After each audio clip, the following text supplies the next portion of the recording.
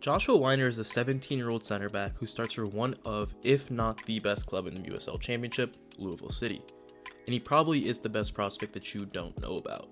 Lou City is the club that Jonathan Gomez went to for a year and a half before transferring to Real Sociedad. I follow some of the club's fans on Twitter, and I see a lot of praise for Winder, and decided to check it out for myself, and he did not let me down. Despite having just turned 17 2 months ago, Winder plays with a maturity far beyond his years, showing no fear going into any challenge.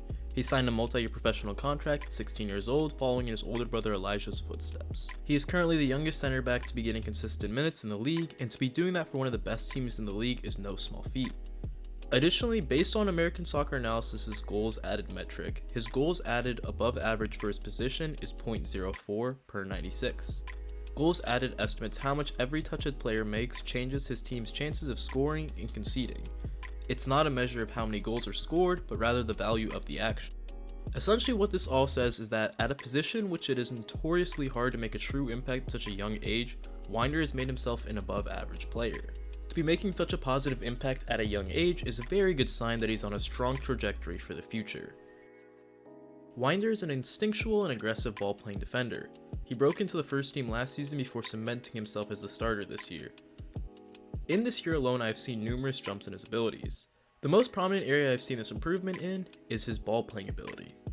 Last season, he seemed more timid to attempt a pass that bypasses defenders and rather opted for the safer choice. This season, however, he has seemed increasingly confident and competent in playing these passes. Check out this gorgeous pass that nearly splits 3 lines of defenders but is just a fraction off. A great step to win the ball, and he plays the pass up to the attacking line first time to begin the attack quickly. Against England, he nearly gives a teammate a golden chance with this ball over the top. Here's another beautiful ball over the top that a teammate settles, but he just doesn't know what to do with. He also loves a good, long diagonal ball. He hits this one with his left foot and puts it right on a teammate's foot. He's able to remain composed under pressure and picks out the right passes. Watch the patience and composure to create a passing angle and play a simple disguise pass with his left. He has shown an ability to carry the ball as well. This isn't something that he does too often, but he has begun to show some flashes of it recently. It looks like he takes a heavy touch here, but he has it under control and carries it from his own 18 to the opposing half in about 5 seconds. A defender is pressuring him hard, and he calmly turns away and wins the foul. Winder is the definition of a defender who can cut out danger before it can truly matriculate. He is aggressive in pushing forwards to snuff out opposing passes. He reads the game very well and is very quick to react. Right when the ball is played into the striker's feet, he is hounding him and forces him into a turnover. Again, he closes quickly to the first man and forces a lazy layoff before delivering a crunching challenge to win the ball back. This is perfect transition defending. He quickly closes down the angle for the attacker, limiting his options, and then blocks the eventual shot. Here, a wonderful read on the bouncing ball in the 18 that he wins a foul off of. I love how he doesn't give the attackers any time to think and he quickly wins balls back. Before I get into his weaknesses, it is important to remember that while I may seem to be nitpicky, he is so young that with additional reps he will fix some of these issues. He is a teenager that would be a junior in high school going up against grown men with years of experience. To even be looking competent is a huge positive for me. I think he does suffer a bit in the sense that he is so good at reading the play, he tries to make every play happen, even when it is probably not best to. He is not the quickest player on the field, so his mind can be quicker than his body at times.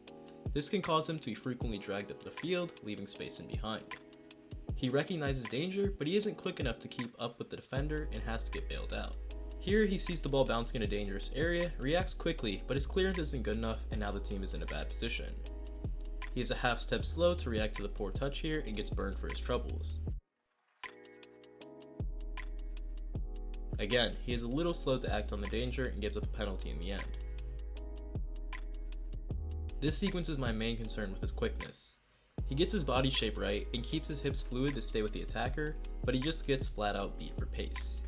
He doesn't really put himself into many situations where his 1v1 defending is needed because of his positioning and reactions. But when he is forced to square up and defend, I think that he is a little inconsistent. His body shape is too stiff and one cut inside is all that's needed to burn him. However, this is his signature moment defending. He tracks the run out wide, contains the attacker, and forces him back until he can put in a perfect tackle to win the ball back.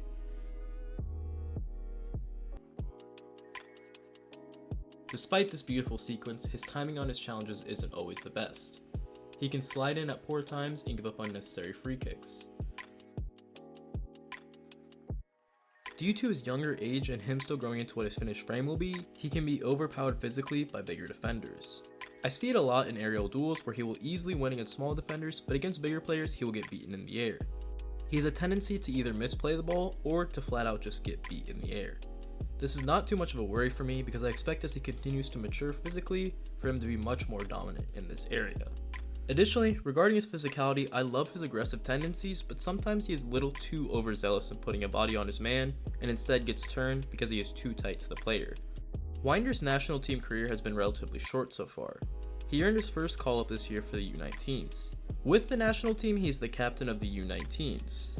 As of this moment, he seems to be on the outside looking in for the U20s, but I think with his continued good performances in USL, he will eventually make a strong push to be on this roster. He was born in 2005, which actually makes him eligible for the next 2 U20 World Cups. As for what's next with Winder, he was in Portugal this past February and had a good trial at Sporting. He does not have an EU passport, so he would be eligible to move only in May of 2023.